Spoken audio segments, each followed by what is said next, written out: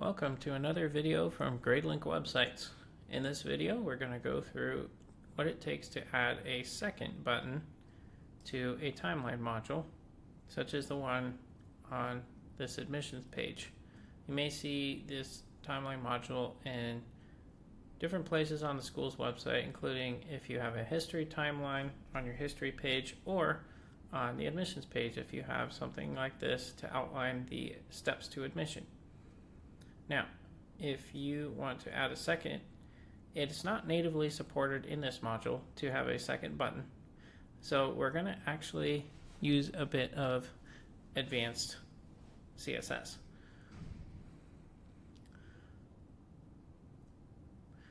First step is hover over the module that contains the button or this entire timeline.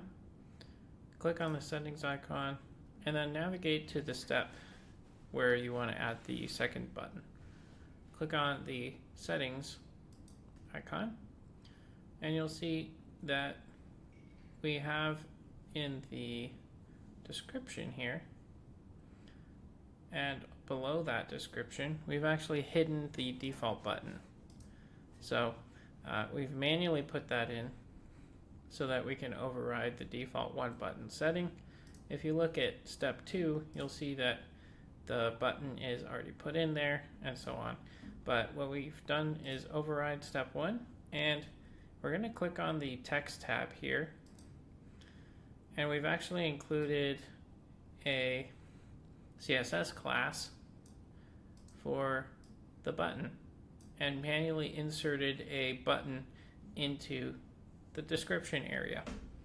So if you simply copy this text or this CSS and div tag,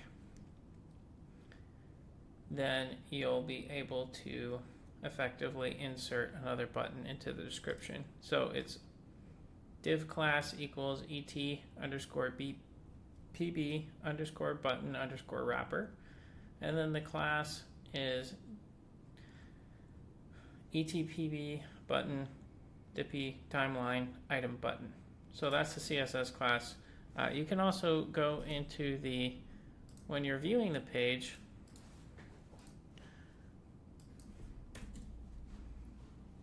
in your browser, you can use a tool such as Chrome Developer Tool. If you inspect the element, you'll actually be able to see under the styles, you can see the CSS class right here, and you can copy that. That's how we originally found that CSS class, so we could put it in. Again, this is a bit of more of an advanced one, so if you have trouble configuring this on your own, you can reach out to Gradelink website support. But really, it's just a matter of inserting this code into the description area of the timeline module, and you'll be able to add multiple buttons in that section. Thank you for watching.